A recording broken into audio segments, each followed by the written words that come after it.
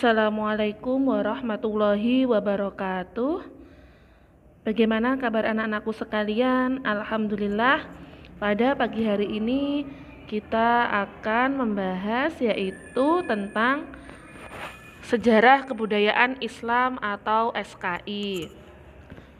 Minggu kemarin Bu Intan sudah menerangkan yaitu tentang Sunan Ampel. Yang pertama, asal-usul Sunan Ampel, dan yang kedua, peninggalan bersejarah Sunan Ampel.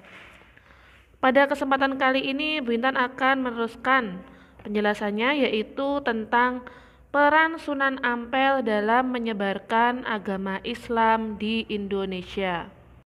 Yang pertama yaitu peran Sunan Ampel dalam menyebarkan agama Islam. Yang kedua tentang ajaran Sunan Ampel. Sesampainya di daerah Ampel Gading, Surabaya, Sunan Ampel mendirikan masjid sebagai pusat dakwah dan pendidikan.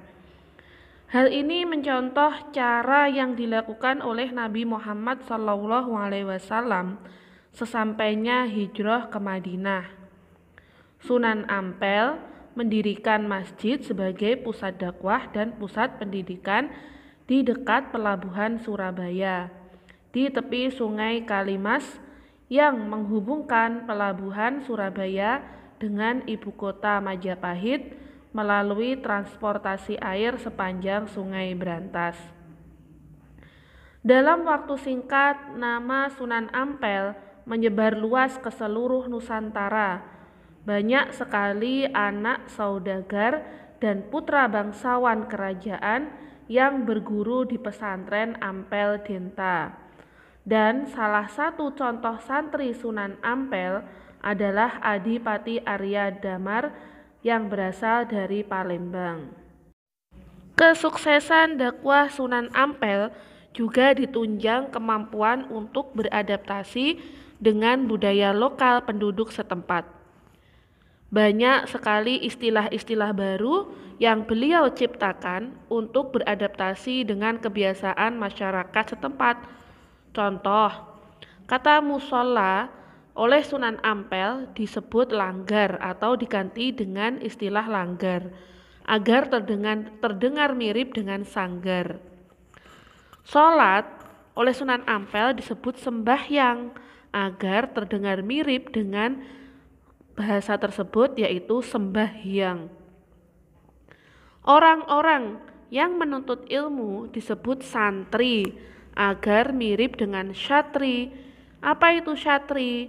Syatri adalah sebutan untuk orang yang mengerti kitab suci agama Hindu. Sunan Ampel juga mengirim utusan dakwah ke daerah-daerah.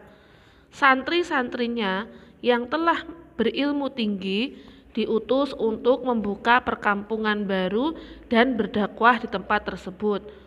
Contoh murid-murid Sunan Ampel yang pertama yaitu Raden Patah.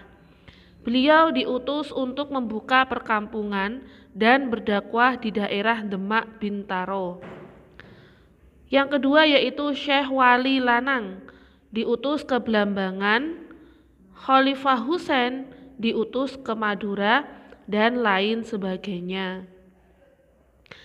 Di antara contoh dakwah Sunan Ampel yaitu dengan cara mengadakan pertunjukan wayang di mana ceritanya yang awal mulanya bernuansa Hindu disajikan dengan nuansa yang telah diislamkan, seperti cerita Mahabharata dan Ramayana.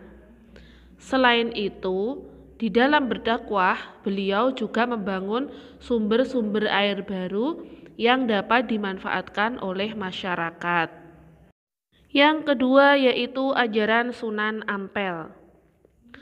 Ajaran Sunan Ampel yang sangat terkenal sampai sekarang yaitu tentang hidup bermoral dan bermartabat adalah falsafah hidup atau prinsip yang disebut dengan Moh Limo, yang artinya tidak mau 5 hal. Apa itu Moh Limo? Yang pertama, 1. Moh main, yang artinya tidak mau berjudi. Yang kedua, moh ngombe, yang artinya tidak mau minum minuman keras.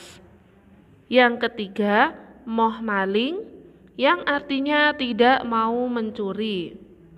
Yang keempat, moh madat, yang artinya tidak mau menghisap candu atau obat-obat terlarang. Yang terakhir yaitu moh madon, yang artinya tidak mau bermain perempuan atau berzina. Mungkin cukup sekian penjelasan dari Bu Intan. Silahkan disimak bukunya, dipahami dan dipelajari.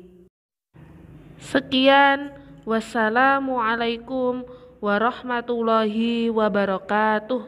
Semoga bermanfaat.